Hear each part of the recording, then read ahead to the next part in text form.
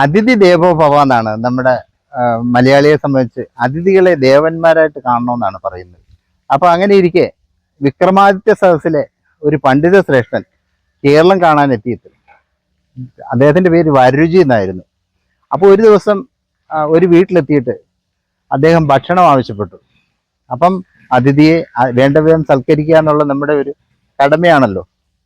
അപ്പോൾ വരരുചിയോട് എന്താണ് ഭക്ഷണം വേണ്ടതെന്ന് ചോദിച്ചപ്പോൾ പറഞ്ഞു, എനിക്ക് 100 കറി വേണം ഭക്ഷണത്തിനെന്ന് പറഞ്ഞു. സദ്യക്ക് 100 കൂട്ടം കറികൾ എന്നുള്ള രീതിയിലാണ് ഈ ആതിഥേയൻ മനസ്സിലാക്കിയത്. അപ്പം ഭീഷണനായ ആതിഥേയൻ എന്ത് ചെയ്യണമെന്ന് അറിയാതെ നിൽക്കുമ്പോൾ അകത്ത് നിന്ന് അദ്ദേഹത്തിൻ്റെ മകൾ അച്ഛനോട് പറയുകയാണ്, കൊടുക്കാം, അദ്ദേഹം കുളിച്ചിട്ട് വരാൻ പറയൂ എന്ന് പറഞ്ഞു. അപ്പോൾ കുളിച്ചിട്ട് വരരുചി വരുമ്പോഴത്തേക്ക് 100 കറി കൂട്ടി സദ്യ കൊടുത്തു.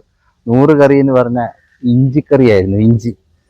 അപ്പോൾ ഇഞ്ചിക്കറി എന്ന് പറയുന്നത് ഒരു ശ്രേഷ്ഠമായ കറിയാണ്. 100 കറിക്ക് തുല്യമാണ് ഒരു ഇഞ്ചിക്കറി കറി എന്നുള്ളതാണ് ഈ കഥയിലൂടെ മനസ്സിലാക്കുന്നത്. ഇത്ര പുരാതനമായ ഒരു കഥയിൽ പോലും നമ്മുടെ ഇഞ്ചി വളരെ ശ്രേഷ്ഠമായ ഒരു സ്ഥാനം കൈവരിച്ചിരിക്കുന്നു എന്നുള്ളതാണ് ഞാൻ പറഞ്ഞു വരുന്നത്. അപ്പം ഇഞ്ചി എന്ന് പറയുന്നത് നമ്മൾ ഒരുപാട് ഔഷധമാണ്. നമ്മുടെ ദഹനത്തെ എൻഹാൻസ് ചെയ്യുന്ന, ദഹനത്തെ ഉദ്ദീപിപ്പിക്കുന്ന, ആമാശയ പ്രശ്നങ്ങളൊക്കെ പരിഹരിക്കുന്ന ഒരു ഔഷധം കൂടിയാണ്. നമ്മൾ ഇഞ്ചി ഇല്ലാതെ ഒരു കറി ഉണ്ടോ നമ്മുടെ മലയാളി ഉണ്ടാക്കുന്നുണ്ടോ?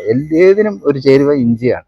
ശുദ്ധമായ ഇഞ്ചി ഉണ്ടാക്കണമെങ്കിൽ നമ്മുടെ വീട്ടിലെ അടുക്കളത്തോട്ടത്തിൽ ഗ്രോ ബാഗിൽ കൃഷി ചെയ്യാം.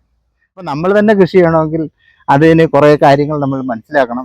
എങ്ങനെയാണ് ഇഞ്ചി കൃഷി ചെയ്യുന്നതെന്ന് മനസ്സിലാക്കണം. അതിനെക്കുറിച്ച് വിശദമായിട്ട് നമ്മളൊരു വീഡിയോ ചെയ്തിട്ടുണ്ട്. ഒന്നല്ല 2 എണ്ണം ചെയ്തിട്ടുണ്ട് ഇഞ്ചി കൃഷിയെക്കുറിച്ചുള്ള.